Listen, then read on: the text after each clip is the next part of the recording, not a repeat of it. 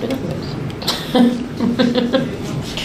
Bonjour à toutes et à tous, nous sommes mercredi 27 août 2025 et bienvenue dans Tech et Transmission.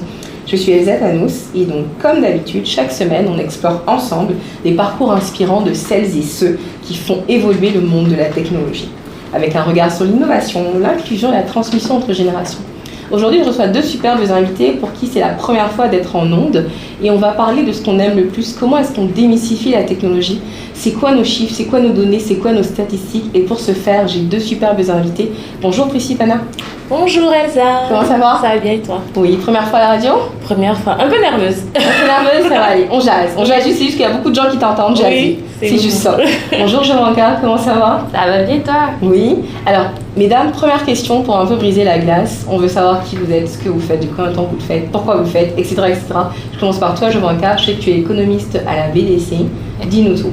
Oui, en fait, je suis économiste à la BDC à BDC particulièrement depuis 8 ans. Moi, en fait, je m'occupe surtout du suivi conjoncturel et de la macroéconomie. Donc, je parle d'habitude davantage de taux d'intérêt, marché du travail, etc. Mais la BDC, c'est pas une organisation, une institution financière comme les autres, en fait. C'est que c'est une institution financière qui a pour objectif être complémentaire au marché du financement et vraiment soutenir le développement des PME au Canada. Et donc, on focus beaucoup sur les gaps de marché. Quand il y a des écarts, on veut essayer d'aller les combler. On veut être présent pour soutenir l'économie canadienne de cette façon-là.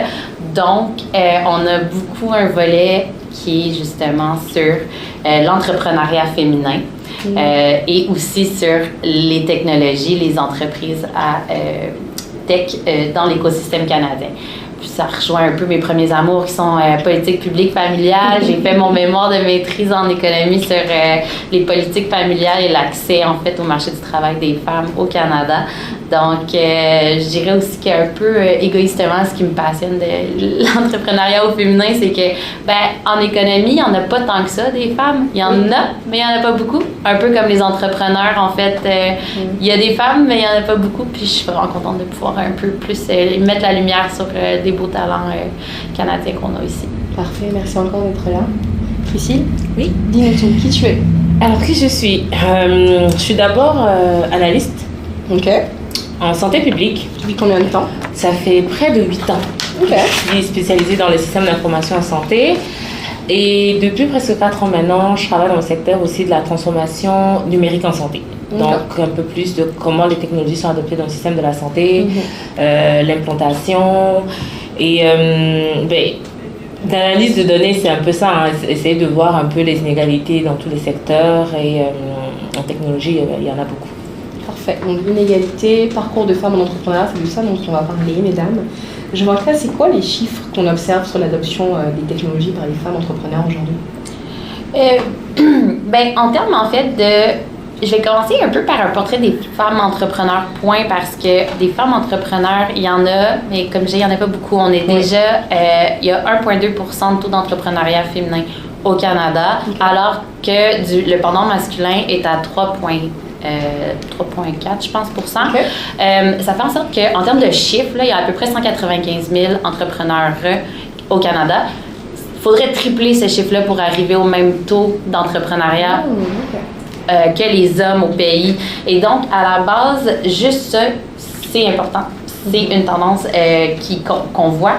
Quand on commence à creuser un petit peu plus les entrepreneurs féminines, donc entreprises détenues par des femmes ou en majorité détenues par des femmes dans les secteurs technologiques, là encore une fois, c'est pas les secteurs dans lesquels on a une dominance féminine et donc on a aussi ça fait en sorte qu'il y en a moins, mais ça fait aussi qu'elles sont moins bien servies, les entrepreneurs féminines, en termes d'adoption des technologies et ce qu'elles peuvent adopter dans leur entreprise. Entre autres, les entreprises qui sont détenues en majorité par des femmes, en fait, sont moins susceptibles d'utiliser des technologies qu'on dit plus émergentes. Donc, on rentre là-dedans l'IA, exactement, le blockchain, alors qu'il n'y a pas vraiment il n'y a pas de différence statistique en fonction de les anciennes technologies ou des technologies qui sont bien établies, notamment l'automatisation, même robotisation, qui sont ça fait plusieurs années qu'on en parle déjà. Donc, il y a vraiment des enjeux enjeu sur l'adoption technologique des entrepreneurs féminins parce qu'il y a aussi un enjeu d'entreprise technologique créée par des femmes pour des femmes. Donc, la bonne nouvelle, par contre, c'est qu'il y a quand même 25% des entreprises détenues par des femmes qui ont l'intention d'investir en technologie puis d'embarquer dans ce mouvement-là, la vague de l'IA. Mais ils ont plus tendance, sont meilleurs pour... les femmes, on est meilleurs pour investir dans puis innover, je dirais, en termes organisationnels ou en services de vente. Donc, il y a vraiment cette dichotomie, mais qui doit se faire ensemble pour vraiment propulser en fait l'entrepreneuriat féminin au Canada puis créer des entreprises plus productives et qui sont... Et en parlant justement de dichotomie, Priscille, c'est quoi les freins en fait qu'on va rencontrer? Parce que Jean-Marc parlait tantôt du fait qu'elle nous a donné les chiffres. C'est quoi qui fait que justement elles ne sont pas à la place à laquelle on les attend? Je pense que les freins, principalement pour les femmes, il y a déjà le manque de ressources. Parce que quand tu regardes les entreprises qui sont détenues par les femmes, c'est souvent des plus petites entreprises que celles des hommes. Donc déjà, il y a moins de ressources pour pouvoir aller chercher un peu plus de technologies qui sont accessibles. Donc ressources financières. En ressources financières, exactement, en capacité. Mais aussi, on a des fois une absence d'expertise et de formation. Quand on regarde au niveau des études qui sont faites et tout, il y a beaucoup plus d'hommes qui sont dans les carrières technologiques, et même quand il y a assez de femmes qui le font, il y en a que je pense à peu près la moitié des statistiques que je me rappelle de Statistique Canada, qui sortaient que à peu près de la moitié des femmes qui s'engageaient dans une carrière de technologie finissaient dans une carrière de technologie. Après, elles changent de chemin. On a plus une fibre sociale, fait qu'on commence à aller chercher un peu plus à régler d'autres problèmes, alors que au moins 115% des hommes qui commencent ce chemin-là restent dans ce chemin-là. Fait que déjà, il y a ça. Puis aussi... la complexité d'intégration et aussi la charge mentale, il faut le dire, parce que les femmes gèrent beaucoup de choses. Il y a aussi ce côté familial, il y a beaucoup de choses, fait qu'elles sont plus lentes à adopter de nouvelles technologies. On peut regarder par exemple par rapport à l'IA, quand ChatGPT et tout ça sont sortis, il y a des études qui ont prouvé qu'il y avait moins de femmes qui utilisaient régulièrement ChatGPT, tout ça. Les hommes étaient comme je vais dire ça en anglais, early adopters de l'IA, contrairement aux femmes.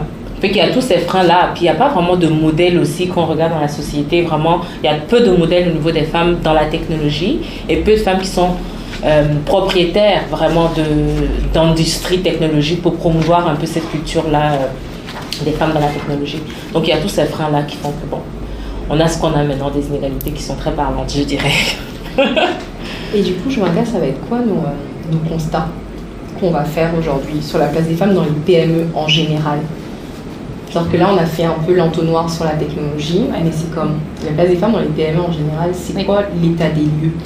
Comme je disais, en fait, on a encore un écart qui persiste dans la place des femmes dans les PME. Les PME, c'est super important. Ça emploie 98% des Canadiens et Canadiennes.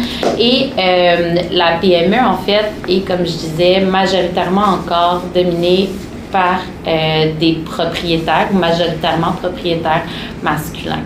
Donc, au Canada, on a en bas de 18% en fait des PME qui sont à majorité propriétaires féminines. Puis au Québec, si je peux ramener un petit peu plus proche de chez nous, si on veut, on est à 15-16%. Donc, on est un petit peu en bas. Et ce qui est un peu inquiétant aussi, c'est que ça a diminué en fait. Donc, en 2020, on était plus dans l'ordre du 20% des PME qui étaient détenues en majorité par les femmes, alors que là, on est dans du 15%. 5 ans plus tard, on perd 5%. Ouais, mais en fait, une hypothèse qu'on a, c'est en fait que le contexte économique, donc quand on parle de 2020, il y a la COVID, et la COVID a été un gros impact pour les secteurs des services de proximité, qui, comme tu as dit aussi, on est quand même, les femmes ont une prédominance, en fait, on est surreprésenté, si on veut, dans les domaines plus de proximité, qu'on parle de touristes, hôtels, restauration, le commerce de détail aussi. Donc, ça a eu un impact un petit peu plus probablement là-dessus. D'un autre côté, après ça, il y a eu beaucoup de défis qui s'est entraîné. Donc, on a un recul de l'entrepreneuriat en général, que je dois dire aussi, qui est important de souligner au pays, parce qu'après ça, on a eu... c'est difficile de se lancer en affaires quand que les coûts d'inflation sont quand l'inflation est très... quand l'inflation est très élevée, quand il y a aussi des coûts, du point de vue des entreprises, les coûts de transport ont été très importants, la logistique, c'est difficile. Puis là, on est en ce moment, la nouvelle vague, c'est l'incertitude, puis les tensions commerciales. Donc, les entrepreneurs n'ont pas beaucoup de répit. Par contre, ils sont extrêmement résilients. Moi, je parle à des entrepreneurs à mon jour le jour, puis ils sont très résilients. C'est difficile d'être entrepreneur. Et peut-être faire un petit peu de plus sur ce que tu disais aussi, le temps et la charge mentale. En fait, nous, on fait beaucoup de sondages à l'interne à la BDC, dans l'équipe de recherche et dans l'équipe d'économistes. Puis, on s'est rendu compte, en fait, qu'un des freins aussi à l'adoption technologique, c'était le temps, en fait. Donc, les femmes, ils sont 19% plus susceptibles de mentionner le temps que les hommes comme étant un frein à l'adoption technologique dans leur entreprise. Donc, ça, c'est des enjeux qu'on a aussi. Quand même fou. Et du coup, Priscille, c'est en quoi l'analyse de données va permettre de mieux comprendre la réalité des femmes entrepreneurs? Puis de cibler ce qu'on parlait tout à l'heure en termes de freins, mais c'est quoi maintenant la priorité? Qu'est-ce qu'on est censé faire? Une fois qu'on fait l'état des lieux, qu'on a nos chiffres, qu'on se rend compte de ce qui se passe, en quoi est-ce que ça nous aide ça à faire mieux? Moi, j'ai toujours été une fervente défendrice de... Les données sont parlantes et il le faut, en fait, parce que sans données, on marche à l'aveuglette. Les données sont là pour montrer un peu la réalité de ce qu'on pense, des idées préconçues et aussi de ce qu'on ignore. Donc, les données sont là, comme tu le dis, il y en a, la BDC en a beaucoup, Statistique Canada a beaucoup, il y a beaucoup d'entreprises, enfin, beaucoup d'enquêtes et d'analyses de données qui sont faites par rapport à ça. Maintenant qu'on a les données, qu'est-ce qu'il faut faire? Il faut relever les écarts. Il faut essayer de voir c'est où se situe le problème. C'est surtout ça qu'on a des analyses d'équité et d'égalité à faire. On regarde qui n'arrive pas à avoir accès et pourquoi. Donc j'aime bien, comme tu as dit à l'interne, on a demandé aux femmes c'est quoi le problème. Parce qu'on peut avoir des réalités, mais il faut comprendre aussi le vécu. Donc c'est pas que des données quantitatives, il faut aussi des qualitatives. Parce qu'après, ça explique ce qu'on observe sur le terrain. Et je pense que avec ça, maintenant qu'on prend des actions vraiment concrètes et qu'on arrive à réduire les écarts, aller travailler vraiment là où il faut. Parce que souvent, on fait des interventions à grande échelle, mais ça ne touche pas la personne qui a vraiment besoin de ces inégalités-là. Donc, il faut aller chercher les personnes qui ont le plus besoin. Donc, là où sont les femmes, il faut aller les trouver là, essayer de voir comment on peut les aider à atteindre à améliorer en fait leur accès à avoir plus de ressources, à améliorer les chiffres. Exactement. Puis je pense que la BDC et d'autres entreprises aussi ont fait plein de... Même le fédéral aussi, on a lancé plein de programmes pour aider les femmes. Aider les femmes entrepreneurs. On ne va pas parler de ça là, mais je pense qu'ils en ont plein. Mais je pense qu'ils en ont plein qui sont sortis par rapport à ça pour essayer d'aider vraiment justement avec les données d'avant. Parfait. Mesdames, des constats qui sont très parlants. On va prendre une petite pause musicale, puis on revient pour parler d'action, de perspective, puis de c'est quoi notre ouverture vraiment par rapport à ça, puis c'est quoi les next steps qu'on encourage tout ce qui est entreprise, côté éducation, à mettre en place en fait pour que ça puisse aller mieux et que ces chiffres-là qui sont pas bons aujourd'hui, essaye d'évoluer quand même. On vous revient dans 2 minutes, on va écouter une chanson qui s'appelle Energy du chanteur Le D. À tantôt!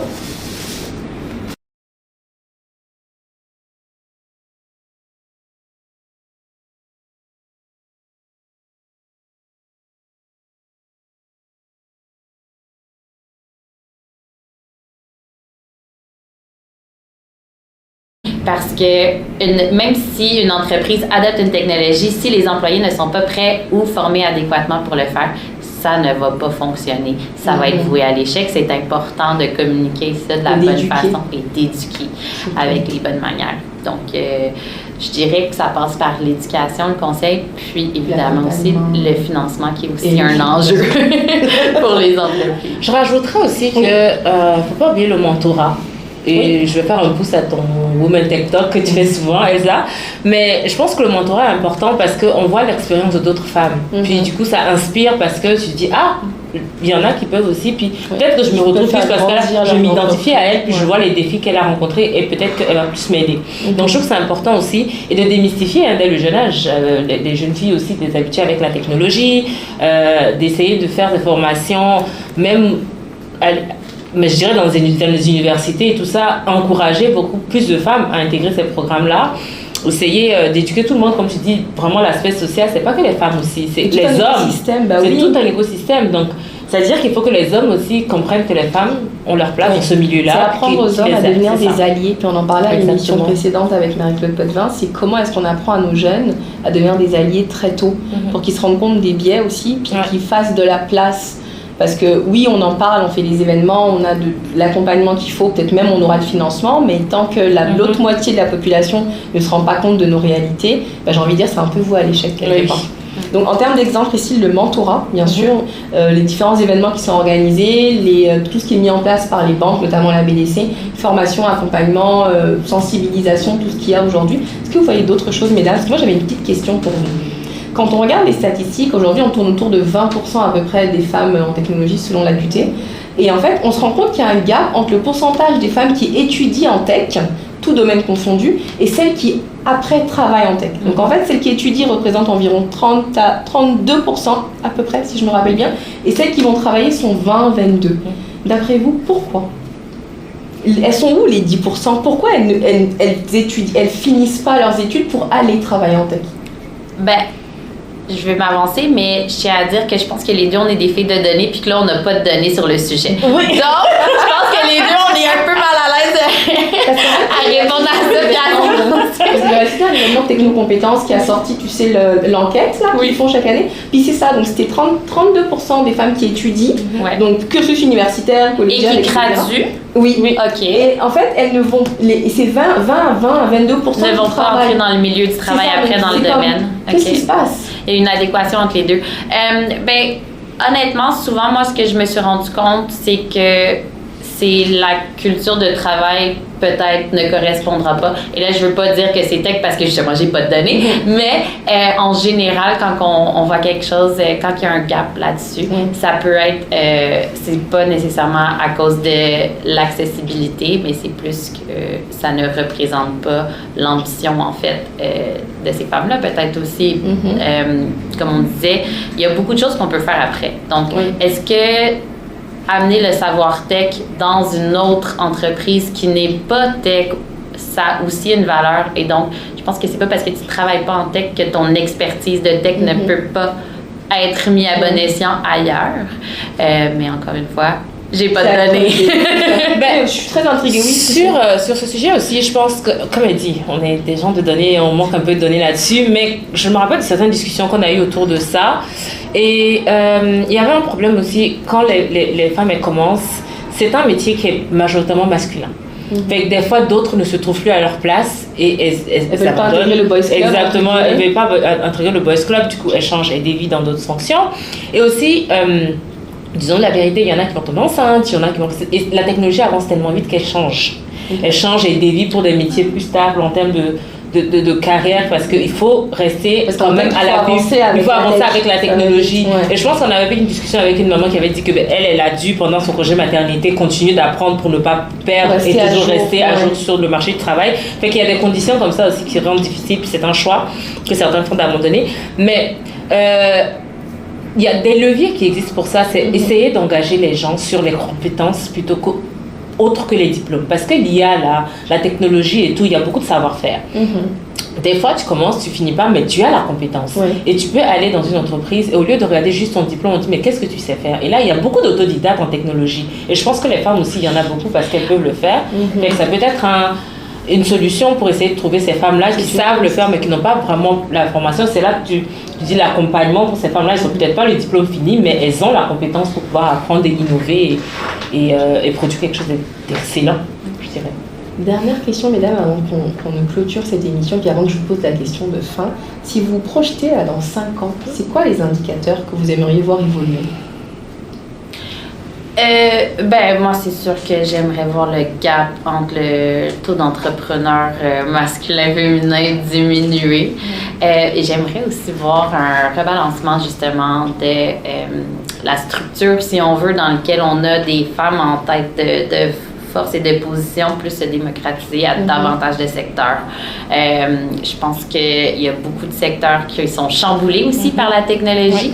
Et donc, c'est important de se réinventer et de se garder à jour sur comment est-ce que la technologie va se refléter sur le quotidien des femmes, mais aussi sur le quotidien des entrepreneurs et sur leur entreprise, leur type d'entreprise. C'est des questions qui doivent être posées. Donc, je dirais que, ouais, ça serait pas mal ça. Voir une restructuration un peu des secteurs typiquement masculins ou typiquement féminins. Je pense qu'il y a de la place pour tout le monde partout. Moi, j'aimerais voir le plus d'entreprises, vraiment de boîtes technologiques, un peu plus de femmes à la tête de certaines boîtes technologiques, parce que je pense qu'on a aussi la touche féminine aussi dans la technologie, c'est bien. Oui. Ça apporte une vision différente. J'aimerais voir beaucoup plus d'entreprises qui sont déjà là, beaucoup plus d'entreprises féminines adopter l'IA. Actuellement, on est dans l'ère où l'IA est partout. Oui. Et il y en a beaucoup moins d'entreprises féminines qui adoptent que les hommes, et j'aimerais voir beaucoup ça évoluer. Aussi beaucoup plus de femmes qui finissent leur diplôme de technologie qu'elles ont commencé. J'aimerais bien qu'elles finissent leur diplôme.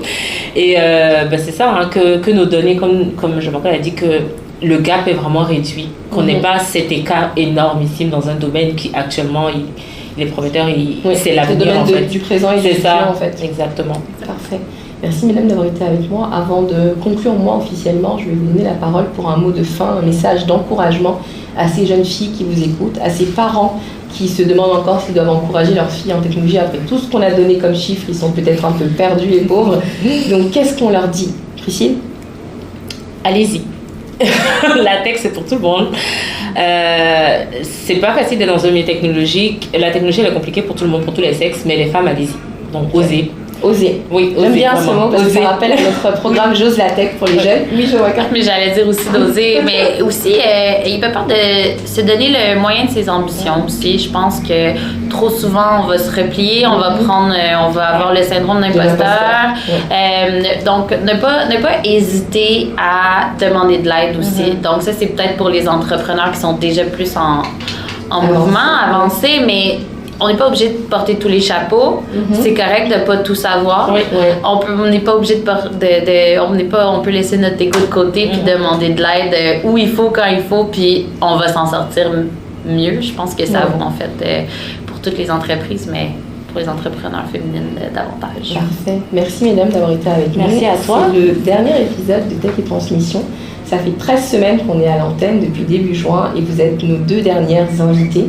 Le meilleur pour la fin. Oui, le meilleur pour la fin, effectivement. Merci au metteur en ondes Mohamed qui m'accompagne depuis le début. Merci donc à nos 26 invités qu'on a reçus pendant ces 13 semaines. Et merci pour votre temps, votre énergie. Et restez connectés pour la suite. De belles surprises s'en viennent. On vous souhaite une belle soirée. C'était Elsa de Tech et Transmission avec Joranka et Priscille. Bye bye. Bye, merci.